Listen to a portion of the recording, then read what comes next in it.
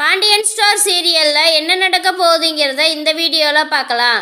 நம்ம சரவணனுக்கும் தங்கமயிலுக்கும் இன்றைக்கி கோர்ட்டில் ஏரிங் நடக்க போகுது. அந்த இதில் நம்ம கோமதி கேஸ் நல்லபடியாக முடியணும்னு சொல்லி கோயிலில் அர்ச்சனை பண்ண கொடுத்துருக்காங்க. அதை வாங்கிறதுக்காக நம்ம சரவணனை அனுப்புகிறாங்க. அனுப்பவுமே அங்கே நம்ம அஞ்சலியை சந்திக்கிறாங்க. அஞ்சலி யாருன்னா நம்ம சரவணனோட முன்னாள் காதலி. அவங்களும் அந்த கோயிலுக்கு வந்திருக்காங்க. அங்கிட்டிருந்து சரவணன் வரவுமே நம்ம அஞ்சலி மேலே இடிச்சிட்றாங்க. இடிக்கவுமே சாரிங்க அப்படின்னு சொல்லி திரும்பும்போது தான் அது அஞ்சலிங்கிறது தெரியுது. அவங்களும் சரவணா அப்படின்னு சொல்லி கூப்பிடவும் அஞ்சலி நீயா அப்படின்னு சொல்லி கேட்கும்போது ஆமாம் நான் தான் அப்படின்னு சொல்கிறாங்க. எப்படி இருக்க அப்படிங்கவும் நல்லா இருக்கேன் அப்படின்னு சொல்லி நம்ம சரவணன் சொல்கிறாரு.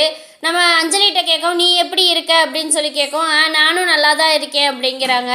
உடனே நம்ம அஞ்சலி நம்ம சரவணன்ட்ட கேட்குறாங்க, உன்னோட மேரேஜ் லைஃப்லாம் எப்படி போகுது பார்த்தியா, கல்யாணத்துக்கு என்னைய கூப்பிடவே இல்லை அப்படின்னு சொல்லி கேட்கவும் நீயும் தான் என்னைய கல்யாணத்துக்கு கூப்பிடவே இல்லை அப்படிங்கவுமே உடனே அஞ்சலி சொல்கிறாங்க, அது ஒரு அவசர கல்யாணமே வேண்டான்னு சொல்லி நானும் கல்யாணம் நடந்தே ஆகணும்னு எங்கள் அப்பாவும் பிடிவாதம் பண்ணி அவசரமாக அந்த கல்யாணம் நடந்துச்சு அப்படின்னு சொல்கிறாங்க.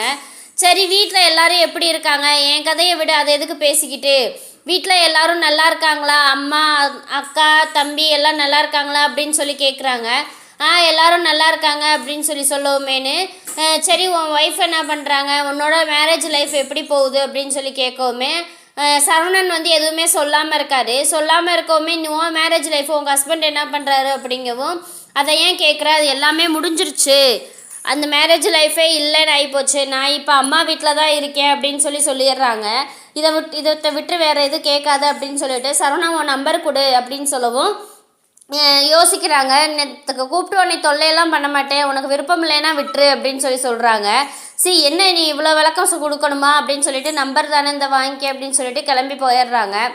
இங்கே என்னடானா நம்ம கதிர் 2 பேரும் இதுக்கு போகிறாங்க, இன்ஸ்டியூட்டுக்கு போகிறாங்க. கிளம்பி அங்கே நம்ம ராஜி சொல்லுவாங்க, ஏன் இன்றைக்கி ஆட்டோலேயே போகலான்னு சொன்னேன் அப்படிங்கவும் ஆட்டோவில் போகிறது நல்லா இருக்குது அப்படின்னு சொல்லி நம்ம கதிர் சொல்கிறா. அப்படி ஆமாம் அப்படின்னு சொல்லிவிட்டு அப்புறம் ஒரு ஆட்டோவில் போய் அப்புறம் இன்ஸ்டியூட் கிளம்புறாங்க, கிளாஸுக்கு கிளம்புறாங்க.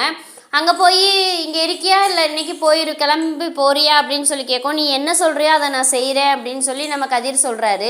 சரி இங்கேயே இரு அப்படின்னு சொல்லவுமேனு சரின்னு சொல்லிவிட்டு கதிரும் உட்காந்துருக்காரு. அந்த நேரம் பார்த்து நம்ம கோமதி கால் பண்ணுறாங்க. கோமதி கால் பண்ணி கேட்குறாங்க, ராஜி என்ன பண்ணுறா அப்படிங்கவும் அவன் கிளாஸ் உள்ளே போயிட்டாமா அப்படிங்கவுமே சரி அப்படின்னு சொல்லிட்டு நீங்கள் 2 பேரும் சாப்பிட்டீங்களா, இன்றைக்கி நைட்டு கிளம்பிடுவீங்களா அப்படிங்கவும் இல்லைம்மா நாங்களும் அப்படி தான் நினச்சோம், ஆனால் இன்னும் ஒரு நாளைக்கு கிளாஸ் எக்ஸ்ட்ரா இருக்குது அப்படின்னு சொல்லவும் முடிச்சுட்டு நாளைக்கு தாம்மா கிளம்பணும் அப்படிங்கவும் சரி பார்த்துக்க அப்படின்னு சொல்கிறாங்க.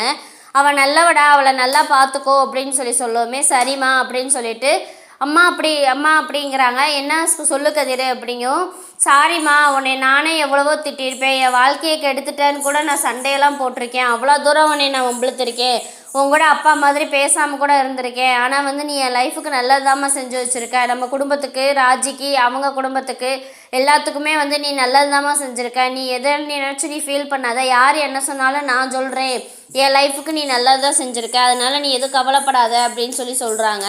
சரிடா கதிரை நீ பார்த்துக்கோ அப்படின்னு சொல்லிட்டு அவங்களும் சரின்னு சொல்லிட்டு வச்சிட்றாங்க. இங்கே நம்ம மீனாவும் நம்ம செந்திலும் பேசிக்கிட்டே வருவாங்க. சரியான ஆள், நீ நல்லா விவரமாக தான் இருக்க, எப்படியோ எங்கள் அம்மாட்ட போய் சொல்லி என்னை பேச வச்சுட்டே இல்லை, கோபம் தீர்ந்துருச்சா அப்படின்னு சொல்லி நம்ம மீனாவும் கேட்கவுமே கோவம் ஃபுல்லாக தீரலை, ஆனால் கொஞ்சம் தீர்ந்துருக்கு, அதுவும் அம்மா பேசுகிறனால தான் அப்படிங்கும், இல்லைன்னா மட்டும் நீங்கள் நடிக்காதீங்க அப்படின்னு சொல்லிட்டு வந்துட்டுருக்காங்க. அந்த நேரம் பார்த்து நம்ம தங்கமயில் ஃபோன் பண்ணவுமே மறுபடியும் செந்திலுக்கு உச்சந்தலையில் ஏறிடுச்சு.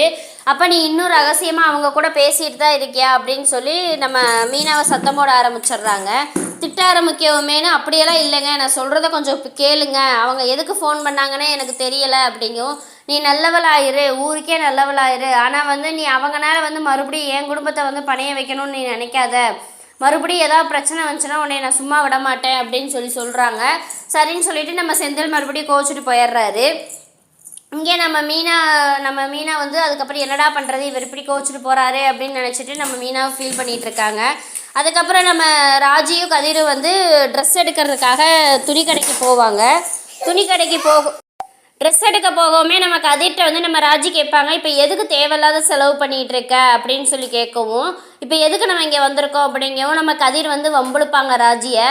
எங்கள் அம்மா வெங்கல பானை வாங்கிட்டு வர சொன்னாங்க, அதுக்கோசரம் தான் வந்திருக்கோம் அப்படிங்கவும், நீ நக்கல் அடிக்காத அப்படின்னு சொல்லிட்டு, அப்புறம் எதுக்கு வருவாங்க, ட்ரெஸ் எடுக்கிறதுக்கு தான் அப்படின்னு சொல்லிட்டு இருக்காங்க.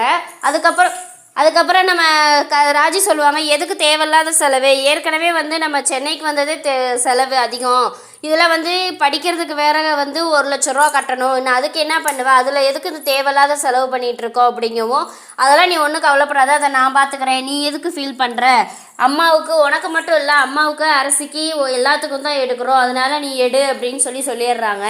அப்போ அத்தைக்கும் அரசிக்கு மட்டும் எடுத்துக்கலாம்ல, எனக்கு எது வேண்டாம் அப்படிங்க, சொன்னால் கேளு நீ எடு அப்படின்னு சொல்லிட்டு நம்ம கதிர் சொல்லிடுவார். அதுக்கப்புறம் நம்ம ராஜிக்கு ட்ரெஸ்ஸு வந்து நம்ம கதிர் தான் செலக்ட் பண்ணுவார். அதை நினச்சி வந்து ராஜிக்கு ட்ரெஸ்ஸு வந்து நம்ம கதிர் செலக்ட் பண்ணவுமே வந்து நம்ம ராஜிக்கு அவ்வளோ ராஜிக்கு வந்து ரொம்ப சந்தோஷமாயிருது. இதை நினச்சி ரொம்ப சந்தோஷப்படுறாங்க. பரவாயில்ல, கதிர் வந்து நம்மளை நல்லா பார்த்துக்கிறாங்க அப்படின்னு சொல்லி. இதுக்கப்புறம் என்ன நடக்க போகுதுங்கிறத வந்து நம்ம அடுத்த வீடியோவில் பார்க்கலாம். இந்த வீடியோ பிடிச்சிருந்தா மறக்காமல் லைக் பண்ணுங்கள், சப்ஸ்கிரைப் பண்ணுங்கள்.